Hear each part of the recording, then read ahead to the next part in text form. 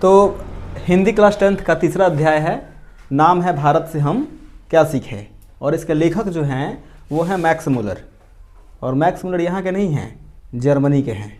ठीक है, तो मैक्स मुलर के बारे में क्या बात याद रखेंगे कि इनका जो जन्म होता है वो होता है 1823 में, और जो मृत्यु है एक्यूरेट 1900 ईस्वी में हो जाती है। यानी ये कुल कितना साल जिए हैं? 77 साल जिए हैं। ठीक है, इनका पूरा नाम पूछे कि मैक्स मुलर का पूरा नाम क्या है, ये भी पूछता है। ठीक है, तो मैक्स मुलर का पूरा नाम क्या है? तो याद रखेंगे फ्रेडरिक मैक्स मुलर। फिर दूसरा बात क्या याद रखेंगे? दूसरा है कि जन्म कहाँ हुआ था। ठीक है, तो 6 दिसंबर 1823 को होता है डेसाऊ, एगो शहर है जर्मनी में। जैसे हमारे इंडिया कंट्री है ना, जर्मनी भी एक कंट्री है, ये साइंटिस्टों की कंट्री रह चुकी है। जितने भी बढ़िया बढ़िया साइंटिस्ट पैदा हुए हैं वो सब कहाँ के थे? जर्मनी के। अल्बर्ट आइंस्टीन कहाँ का था? जर्मनी का ही था। ठीक है, BMW कार का नाम सुने हैं? कहाँ की है? जर्मनी की है। अभी भी कार में इतना बढ़िया बढ़िया चीज़ बनाती है, कार ऐसा बना देगी कि उसका फैमिली कार जो होता है ना वो रेसर कार को बीट कर देता है।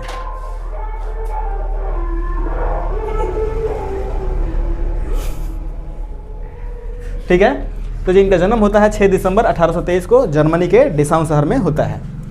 पिताजी का नाम था विलहेल्म मूलर, विलहेल्म मूलर, और ये एक प्रसिद्ध कवि थे, पोएट थे जर्मनी में ही। ठीक है, अब इनकी खास बात क्या याद रखेंगे कि जब मैक्स मुलर 4 वर्ष के थे, यानी कुल कितने वर्ष के थे? 4 वर्ष के, तब इनका निधन हो जाता है। यानी कि जब छोटे ही थे मैक्स मुलर 4 साल के, मैंने बोला कि पहिल को क्लास में एडमिशन लिखे हुए, उसी समय इनके पिताजी की क्या हो जाती है? मृत्यु हो जाती है। ठीक है, 18 साल की आयु में लिपजिंग विश्वविद्यालय से संस्कृत का अध्ययन शुरू किया। अब ये जो लिपजिंग विश्वविद्यालय है ना, ये जर्मनी में ही है। ठीक है, अब तुम ही सोचो कि जर्मनी का विश्वविद्यालय है, उसमें संस्कृत पढ़ाई हो रही है, सोचने वाली बात नहीं लग रही है? तो जो लिपजिंग विश्वविद्यालय है ना, ये जर्मनी में है, ये सबसे ओल्डेस्ट विश्वविद्यालय में से एक है। और जैसे आप लोग 10th क्लास में है ना, 12th क्लास में जाएंगे तो फैकल्टी होता है कि साइंस है कि आर्ट्स है कि कॉमर्स है, इस प्रकार इसमें 14 को फैकल्टी था। ठीक है, और ये जो लिपजिंग विश्वविद्यालय है इसकी स्थापना होती है 1409 ईस्वी में। समझ रहे हो? साइकोलॉजी के बारे में कहा जाता है कि मनोविज्ञान जब स्टार्ट हुआ था ना, मनोविज्ञान का जन्म स्थान पूछा जाए कि कहाँ है, तो लिपजिंग विश्वविद्यालय ही है। यहीं से साइकोलॉजी का जन्म होता है। विलियम बुंट नाम के एक साइकोलॉजिस्ट रह चुके हैं, यहीं से क्या किए हैं? स्टार्ट किए हैं। ठीक है, अब इनका काम क्या था? संस्कृत का अध्ययन कर लिए हैं लिपजिंग विश्वविद्यालय में। अब ये ट्रांसलेट करने का कार्य कर रहे हैं। ट्रांसलेट मैंने समझ में आता है ना, एक भाषा से दूसरे भाषा में रूपांतरित करना किसी भी सब्जेक्ट को। जैसे मान के चलिए मेरे को कोई इंग्लिश किताब पसंद आई और मुझे लग रहा है कि इंडियन मार्केट में वो अवेलेबल नहीं है हिंदी में, तो हम क्या करेंगे? उसको लेकर ट्रांसलेट कर देंगे और करके इसे मार्केट में बेचा जाएगा, ताकि जो इंग्लिश का लाभ है वो हिंदी के अध्ययनकर्ताओं को भी मिल सके। समझ रहे हैं? तो इसीलिए ट्रांसलेट भी करते हैं। तो पहला जो ट्रांसलेट किया है वो है हितोपदेश, ये संस्कृत में है, और उसको जर्मन भाषा में अनुवाद किसने किया? तो मैक्स मुलर ने किया था। तो हितोपदेश का जर्मन अनुवाद किसने किया? मैक्स मुलर ने। याद रखेंगे। दूसरी बात, कठोपनिषद। उपनिषद का नाम सुना है आपने? नहीं सुना है तो संस्कृत में सुना देंगे हम। संस्कृत जब पढ़ाएंगे ना किताब, तो उसमें उपनिषद के बारे में चर्चा होगी। ठीक है, तो उसमें कठोपनिषद है, केन उपनिषद है, इन दोनों का जर्मन में अनुवाद किया। अब ये जो उपनिषद होते हैं ना, भारतीय ग्रंथ, वो संस्कृत में होते हैं, और उसको जर्मन में अनुवाद किसने किया था? मैक्स मुलर ने किया था। तीसरी जो किताब है उसका नाम है मेघदूतम। मेघदूतम कालिदास की एक किताब है। कालिदास को संस्कृत का महान विद्वान माना जाता है, पता है कि नहीं आपको? रघुवंशम और भी मेघदूतम, अभिज्ञान शाकुंतलम, ऐसे कुछ करके किताब है इनका, कालिदास का। उन्हीं का एक किताब है मेघदूतम। उसको हिंदी में अनुवाद किसने किया? मैक्स मुलर ने। कालिदास के बारे में एक कोई स्टोरी सुनेंगे ना तो मैंने बोलेंगे वाह क्या विद्वान आदमी था। ठीक है, एक अध्याय है इनका, रूप बड़ा या गुण। अब स्टोरी में ये क्या बताते हैं, जैसे होता है ना कि ये राजा के दरबार में थे कालिदास, तो राजा क्या करता है, वो बोलता है क्या कि तुम, कालिदास सांवले थे, अच्छे नहीं थे, देखने में थोड़े से ये कुरूप लगते थे, तो बोलते हैं कि तू कैसा है, मतलब राजा इसका मजाक उड़ा रहे हैं कालिदास का ना। तो ये बता रहे हैं कि महाराज रूप से बड़ा गुण होता है। ये बोलेंगे मैं नहीं मानता हूँ। बोले चलिए ठीक है, कभी ना कभी हम साबित कर देंगे इस बात को। होता भी कुछ ऐसा ही है। गर्मी का दिन था, राजा बोलता है कि मुझे पानी लाया जाए। तो क्या करते हैं, जब गर्मी का दिन होता है तो कालिदास से बोलते हैं कि जाओ थोड़ा पानी लेके आओ पीने के लिए। तो कालिदास क्या करते हैं ना कि सोने का एक बर्तन लेके और उसमें पानी भर के लेके आते हैं। तो राजा बोलते हैं कि इसमें पानी पिएंगे हम, गर्मी का दिन है, उसमें और पानी गर्म हुआ होगा ना, उसमें कौन पानी पिएगा। तो कालिदास बोलते हैं कि आप ही ना बोल रहे हैं कि रूप बड़ा होना चाहिए, देखिए तो ये सोना का है, लेकिन नहीं, मुझे मिट्टी के घड़े का पानी चाहिए। तो उसी समय ये साबित कर देते हैं कि जीवन में रूप बड़ा नहीं होता है, गुण बड़ा होता है। लेकिन आप लोग जिस ज़माने में हैं उस समय अधिकांश आदमी क्या देख के जज करने वाले हैं, रूप देख के ही जज करेंगे कि आपका रूप कैसा है। पहला डिसीजन तो उसी से लिया जाने वाला है ना। शुरू के 8-10 सेकंड में आदमी डिसाइड कर लेता है कि आपको पसंद करना है कि ना पसंद करना है, पता है कि नहीं, पहले रूप ही देख के।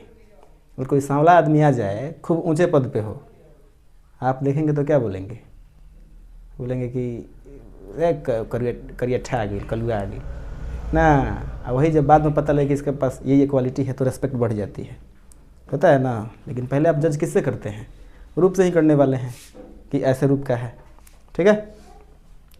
खैर ढेर सारी बातें हुई मेघदूतम के बारे में। तो मेघदूतम का भी जर्मन में अनुवाद किसने किया था, मैक्स मुलर ने, ठीक है। अगली बात क्या याद रखेंगे, ये सबसे VVI पॉइंट है, समझ में आ रही है बात।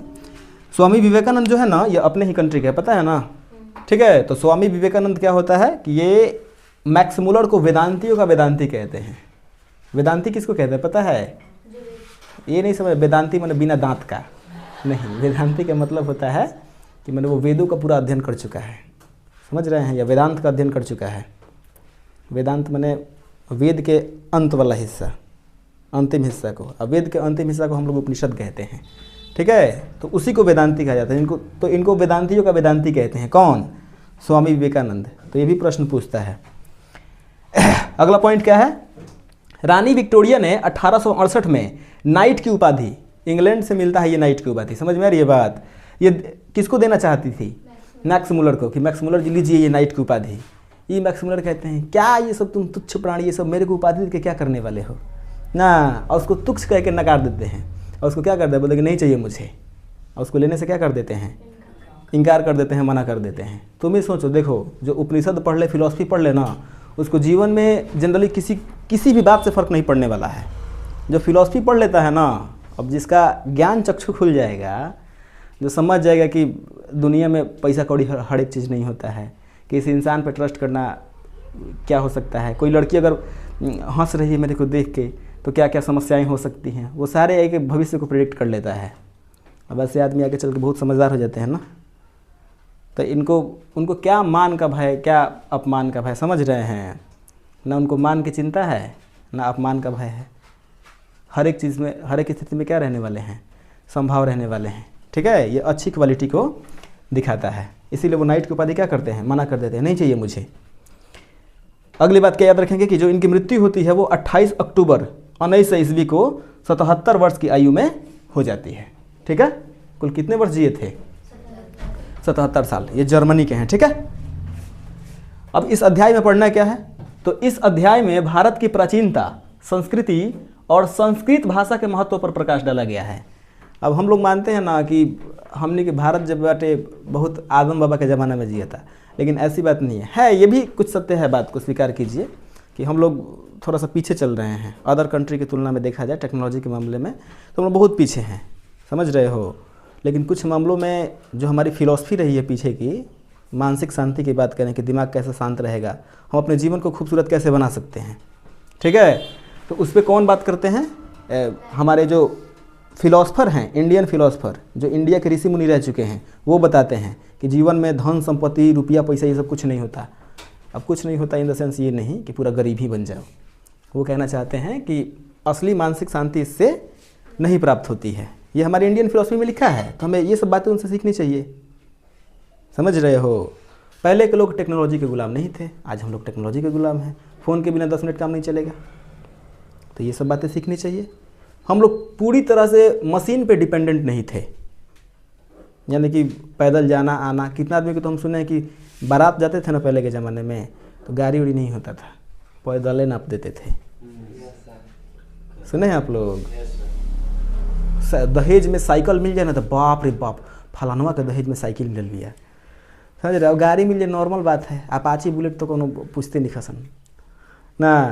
4 चक्का हाँ तनी बड़ा आदमी बड़न, तो वो बिहार में खाली, अदर स्टेट में कोनो ई मार नहीं है। बिहार में तो समझते बड़ा लो, दहेज के नाम पर लम्हाड़ेंगे जीभ लट कर ला, चाहिए तना ले दहेज ना। घर लड़का के घर में फ्रिज नहीं खरीदाता है, कूलर नहीं खरीदाता है ना, वॉशिंग मशीन नहीं खरीदाएगा।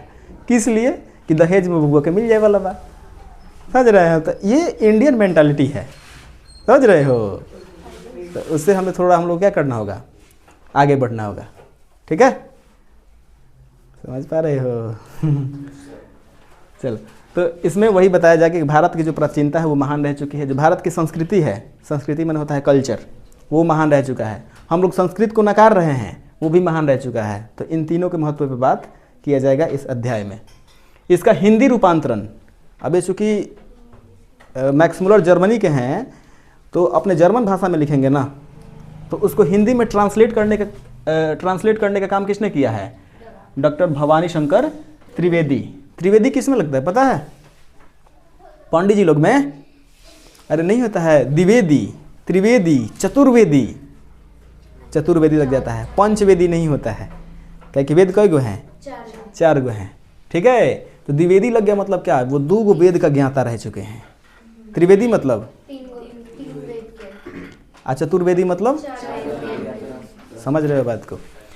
तो ये डॉक्टर भवानी शंकर त्रिवेदी हैं। त्रिवेदी मतलब 3 गो वेदों के ज्ञाता रह चुके हैं। ठीक है, अब तो हो चुका है क्या कि पहले वेद के आधार पर बताया जाता था कि 3 गो वेद जान गए हैं तो त्रिवेदी हो गए, 4 गो जाने तो चतुर्वेदी हो गए, 2 गो जानते हैं तो द्विवेदी ही हैं। लेकिन अब का त्रिवेदी जी के लड़का पैदा हो गई, ओकरो नाम का लगा दिए, त्रिवेदी लगा दिए। वेद के ओकरा वो नहीं के पता। समझ में आ रही है बात? उन्हें घूम के मकौड़ा मार रहा है ना, बस खाली घूम घूम के छौड़ी पटा रहा है। और उसको का नाम में लगा है का आयुष्मान त्रिवेदी, आदित्य त्रिवेदी ना। त्रिवेदी क्या कास्ट आ जाने से हो जाएगा कि उस माफिक आप में गुण होना चाहिए। ठीक है, तो ये गुण के आधार पे त्रिवेदी द्विवेदी लगता था। लेकिन हम लोग क्या करते हैं, चलो अगला पॉइंट का याद रखेंगे कि यह पाठ भारतीय सिविल सेवा ICS, जो UPSC का तैयारी करते हैं ना, सिविल सेवा का, तो जब आप एग्ज़ाम क्रैक कर देंगे तो आपकी ट्रेनिंग होती है, इंटरव्यू सब बने क्लियर हो जाएगा तो आपकी ट्रेनिंग होती है। तो मेन उसी के लिए दिया गया है। तो यह पाठ भारतीय सिविल सेवा यानी ICS, इंडियन सिविल सर्विस के चयनित प्रशिक्षु माने होता है ट्रेनी, जो ट्रेनिंग कर रहे हैं। ठीक है, प्रशिक्षु अधिकारियों के लिए दिया गया भाषण है। क्या है? भाषण है। तो ये रहा आपके पाठ के लेखक का इंट्रोडक्शन मैक्स मुलर के बारे में। है ना, दिक्कत है? स्टार्ट किया जाए। सर्वविध संपदा और प्राकृतिक सौंदर्य से परिपूर्ण कौन सा देश है? यदि आप मुझे इस भूमंडल का अवलोकन करने के लिए कहें तो बताऊंगा कि वह देश है भारत। यानी कि मैक्स मुलर जी कहते हैं कि धरती पे पूरी तरह से संपदा से भरपूर, यानी क्या क्या ट्रीजर है, क्या क्या धन संपत्ति यहाँ पे पड़ा है इंडिया में ना, कौन सा ऐसा जगह है जहाँ पे पूरा प्राकृतिक सुंदरता बिखरी पड़ी है? तो उनका उत्तर क्या होने वाला है? भारत। ठीक है, भारत जहाँ भूतल पर ही स्वर्ग की छटा निखर रही है।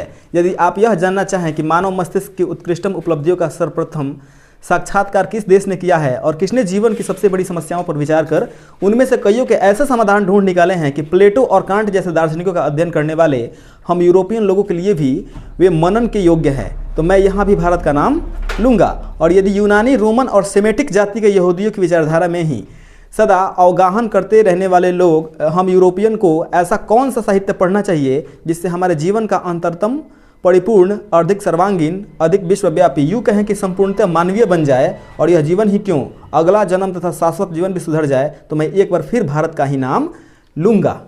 अब ये बता रहे हैं ना कि यदि आप खुद का साक्षात्कार करना चाहते हैं, खुद के दर्शन करना चाहते हैं, समझ में आ रही है बात, तो इंडियन फिलॉसफी पढ़िए। ठीक है, जो प्लेटो, सुकरात, कांट, ये सब दार्शनिक का नाम है, समझ रहे हैं? ये यूनान में रह चुके हैं, ये बड़े बड़े ज्ञानी रह चुके हैं। जितने भी अधिकांश फिलोसफर पैदा हुए हैं ना, अरिस्टोटल का नाम सुना है, इराटोस्थेनीज का नाम सुना है, सिकंदर का नाम सुना है, प्लेटो, सुकरात, डायोजनीस, ये सब के सब यूनान एथेंस के थे और सब के सब महान फिलोसफर रह चुके हैं। समझ रहे हो? इतने ज्ञानी रह चुके हैं कि आप लोग हिस्ट्री में भी पढ़े होंगे कि यूरोपीय सभ्यता का पालना किसे कहते हैं? यूनान को कहते हैं। ठीक है, इसीलिए कहा जाता है क्योंकि वहाँ पे सबसे अधिक ज्ञानी पैदा हुए थे, और जो पूरी यूरोपीय सभ्यता है उन्हीं के ज्ञान के पालने में पली है। समझ रहे हो? तो ये लोग कितनी समस्याओं का हल नहीं निकाल सके जो भारतीय फिलोसफर ने निकाल के रख दिया है। तो ये बता रहे हैं कि अगर इन सब चीज़ों की बात आएगी तो मैं फिर से किसका नाम लेना चाहूँगा, भारत का ही नाम लेना चाहूँगा। जो लोग आजकल के भारत में घूम कर आए हैं उन लोगों को अधिकतर भारत के कलकत्ता, बम्बई, मद्रास या ऐसे शहरों की ही याद है, जबकि मेरा अधिकतर ध्यान सच्चे अर्थों में भारत के नागरिक ग्रामवासियों की ओर रहा है, क्योंकि सच्चे भारत के दर्शन वही हो सकते हैं। ये सबसे इम्पोर्टेंट लाइन है, ठीक है। ये बोल रहे हैं कि जो इंडिया घूमने आए हैं ना तो वो कहाँ घूमे होंगे, मेन शहर में घूमे होंगे, बम्बई घूमे होंगे, मद्रास घूमे होंगे, बेंगलोर घूमे होंगे, समझ रहे हो, कोलकाता घूमे होंगे, तो ये मेन शहर है ना। लेकिन ये बता रहे हैं कि जो सच्चा भारत है ना, जो असली इंडिया है, उसकी आत्मा गाँव में ही बसती है। मतलब सच्चे भारत का दर्शन करना है तो कहाँ जाना होगा, समझ पा रहे हो। 2-3 हज़ार वर्ष पुराना ही क्यों, आज का भारत भी ऐसी अनेक समस्याओं से भरपूर है जिनका समाधान 19वीं सदी के हम यूरोपियन लोगों के लिए उतना ही वांछनीय है। केवल हमारे पास उस भारत को पहचान सकने वाली दृष्टि की आवश्यकता है। ये बोल रहे हैं कि अभी भी ढेर सारी समस्या है और उसका हल इंडिया के पास है, बस हमारे पास दृष्टिकोण नहीं है। यदि आप अभिरुचि की पैठ किसी विशेष क्षेत्र में है तो उसके विकास और पोषण के लिए आपको भारत में पर्याप्त अवसर मिलेगा। यदि आपने उन बड़ी बड़ी समस्याओं में रुचि ली हो जिनके बारे में आपने यहाँ के श्रेष्ठतम विचारक सोच विचार किया करते हैं, तो आपको अपने भारत प्रवास को ज्ञान विज्ञान के क्षेत्र से निर्वासन समझ लेने की कोई आवश्यकता नहीं है, ठीक है। ये बता रहे हैं कि ज्ञान विज्ञान को भी समझना है ना तो इंडिया आइए, यहाँ भी ज्ञान विज्ञान की कमी नहीं है। हम लोग आजकल ना सर्जरी की खोज किए हैं। इंडिया में कई हजार वर्ष पहले महर्षि सुश्रुत नाम के एक व्यक्ति थे, शल्य चिकित्सा में एक्सपर्ट, सर्जरी करते थे, समझ रहे हो। तो साइंस के मामले में भी हमारा देश पीछे नहीं रहा है, समझ रहे हो ना। अब इसके बारे में इसकी कितनी पुष्टि की जाए तो मुझे नहीं पता है, बट स्टिल मैंने भी कहीं सुना है, इसलिए मैं भी बता रहा हूँ कि इंडिया अपना ज्ञान विज्ञान में पीछे नहीं था, अदर कंट्री से आगे था। लेकिन आगे चल के जो नहीं होता कि साइंटिफिक टेम्परामेंट खत्म हो गया, हम लोग धार्मिक मामले में ज़्यादा उलझ गए, और धार्मिक मामले में उलझने का कारण क्या हुआ कि हम लोग धीरे धीरे ढेर पीछे चले गए। और आज भी साइंटिफिक टेम्परामेंट की इतनी कमी है कि लोगों को साइंस समझाना चाहोगे किसी चीज़ के पीछे तो उसमें भी वो धार्मिक कारण खोज लेते हैं।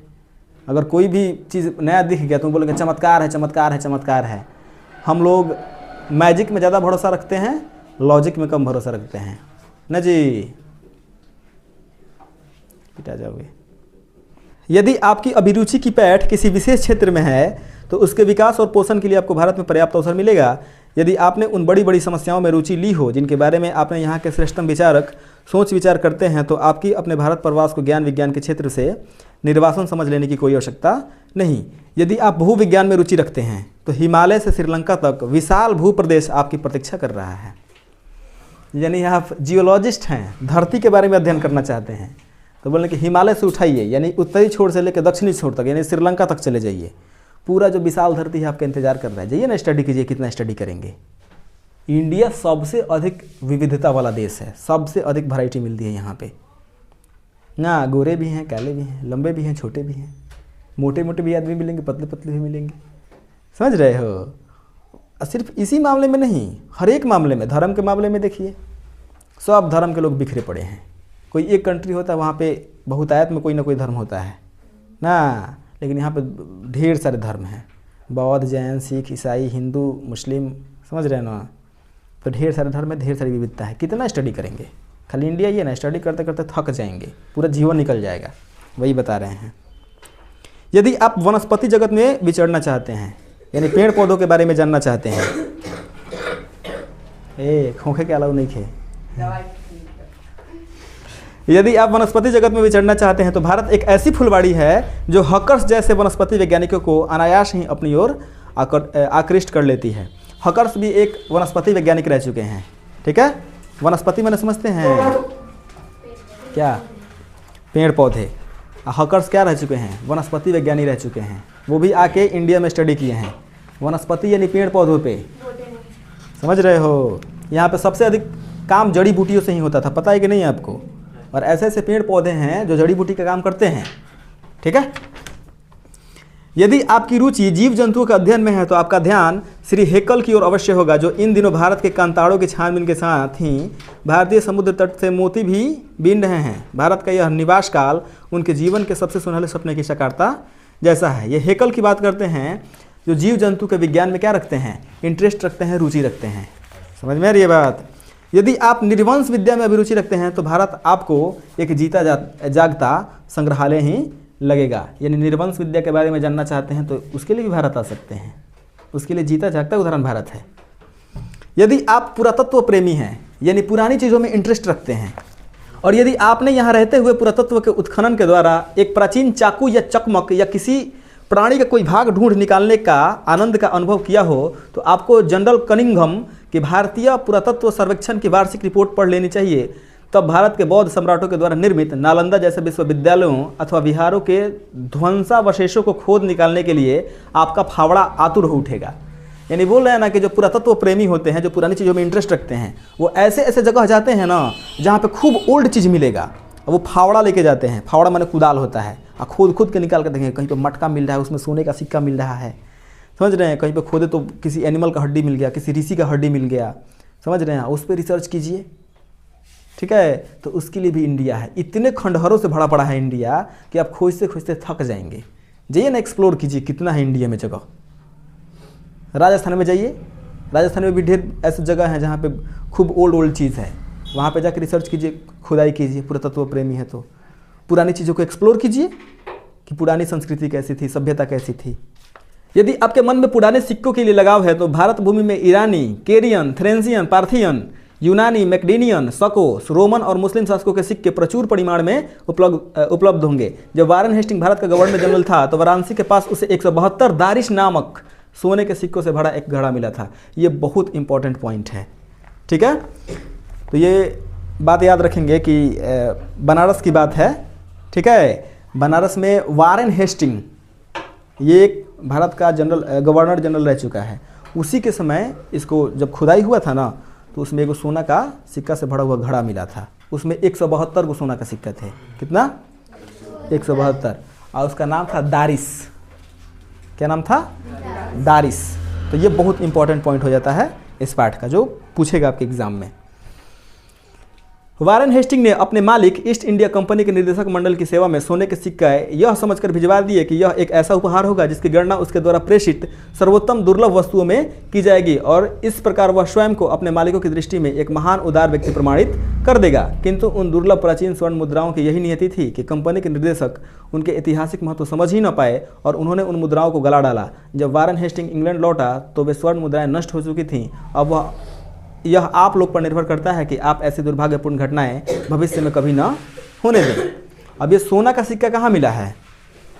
वाराणसी में मिला है। एक घड़े में 172 को सोना का सिक्का था, दारिश नाम का। तो जो वारेन हेस्टिंग था ना, इसको मिला है खुदाई करवाते समय इंडिया से। तो ये क्या करता है ना कि जो ईस्ट इंडिया कंपनी के मालिक हैं, जो इंग्लैंड में रहता है, उसको भिजवाते हैं कि देखो हम कितना बढ़िया तरह का गिफ्ट भेजले बनी, 172 को सोना का सिक्का बटे, समझ रहे हो। अब वो माने चिरकुट इतना है, उसका लगे अरे बा सोना नहीं हटे, करेगी क्या बेटे। हर एक चीज़ का इंपॉर्टेंस होता है। वो उसके नज़र में क्या है? सोना है। उसको गला के आप किसी दूसरे काम में यूज़ कर लेता है सोनमा के सिक्के को। पुरानी चीज़ों का महत्व समझता ही नहीं है। अब कोई पुराना आर्किटेक्चर हो, लकड़ी का, मान लीजिए कोई खूब बढ़िया फर्नीचर है, तो क्या करेंगे? हई इतना दूर के लकड़िया काम के बैठो करके रांदा मार के सेल के खूब बढ़िया दूसरा आइटम बना देबो, तब तो उसका महत्व ख़त्म कर देंगे ना, उसका अस्तित्व ख़त्म कर देंगे। अब ऐसा ही वो कर देता है चिरकुट कहीं का।